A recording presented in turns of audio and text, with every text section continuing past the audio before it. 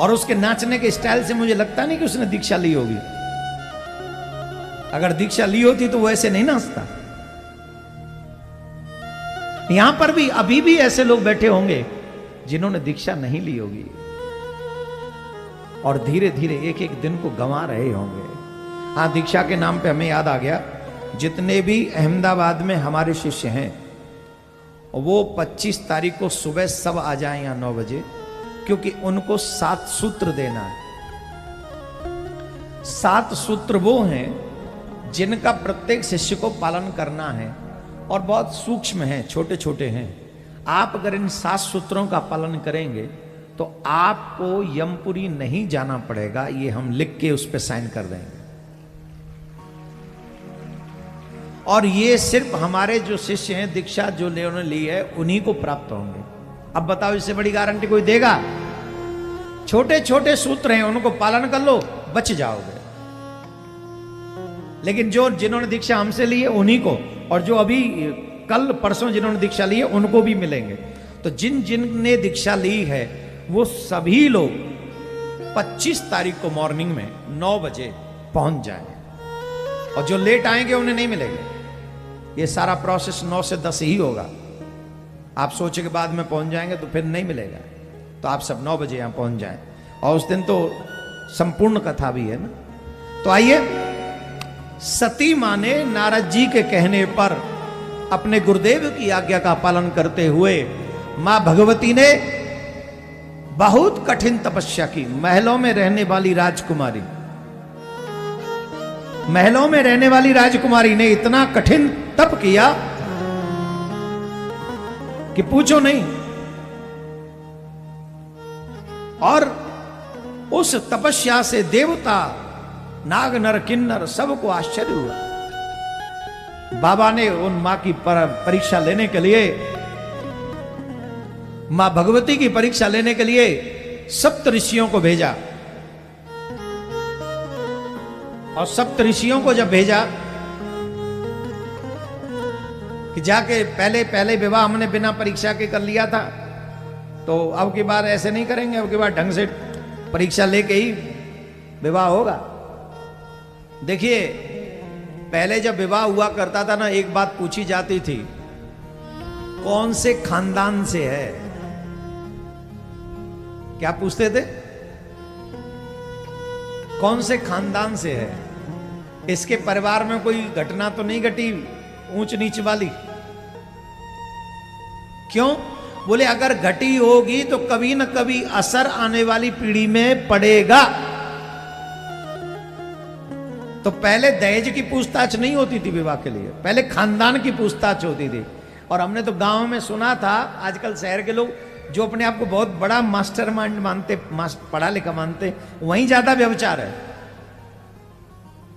गांव में लोग सबसे पहले खानदान पूछते थे। अरे साहब, बड़ा गजब का खानदान है साहब।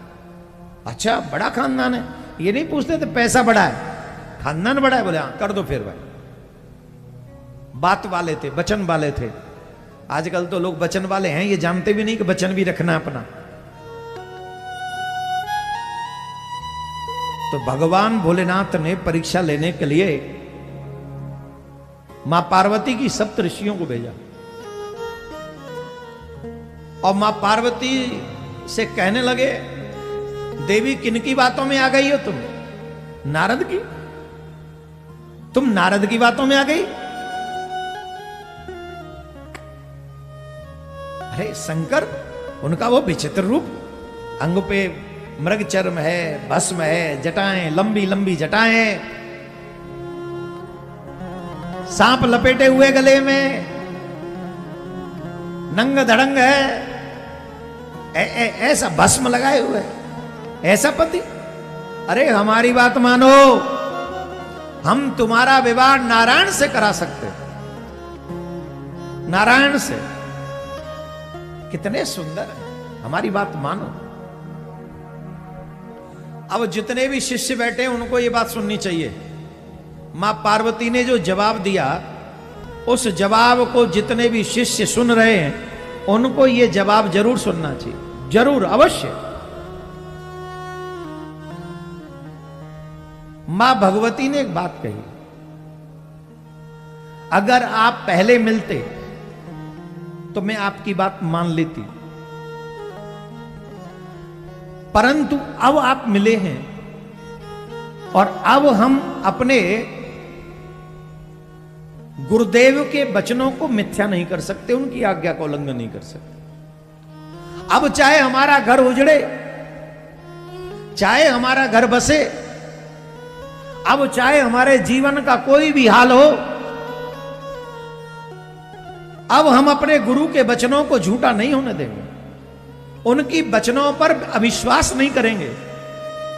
अब हम वही करेंगे जो हमारे गुरुदेव ने हमको आज्ञा दी है।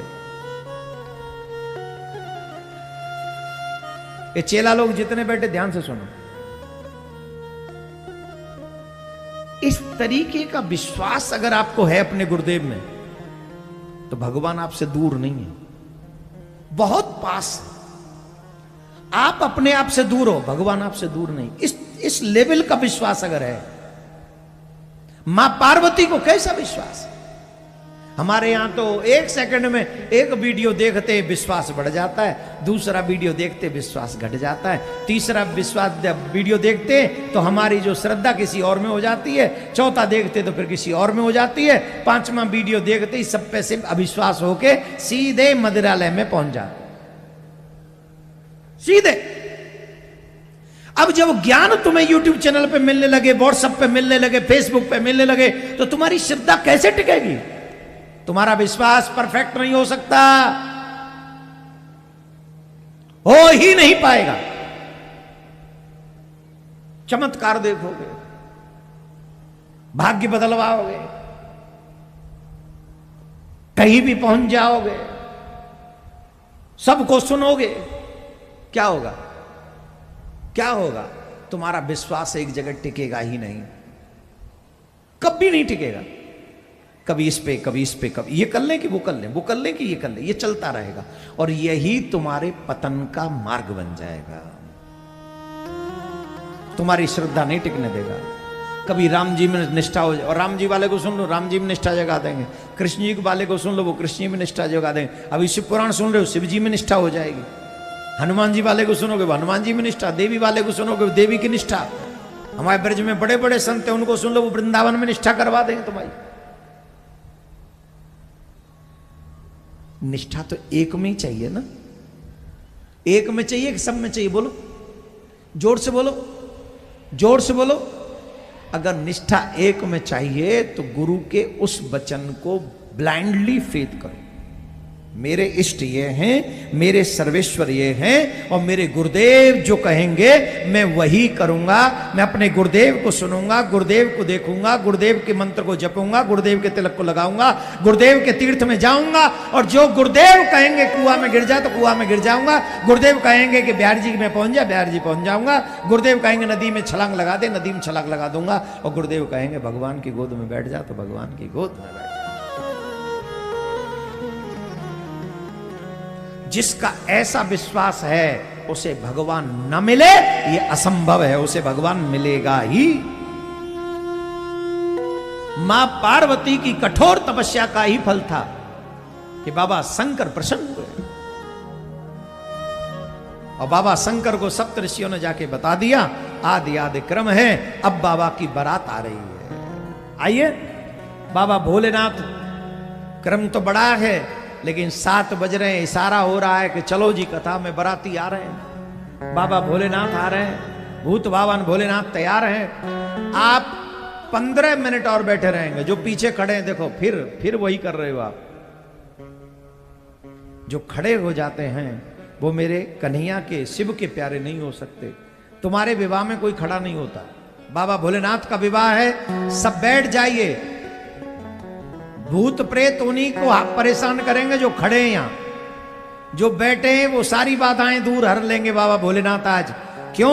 उनके विवाह में जो सम्मिलित हो रहा है, बाबा उन सबके संकट हर लेंगे, किसी का भी संकट नहीं छोड़ेंगे। आज संकट हर लेंगे भूत प्रेतों वाले। आइए बाबा का दर्शन करें और सुंदर भजन गाएंगे बाबा भोलेनाथ के इस बारात का और विवाह का।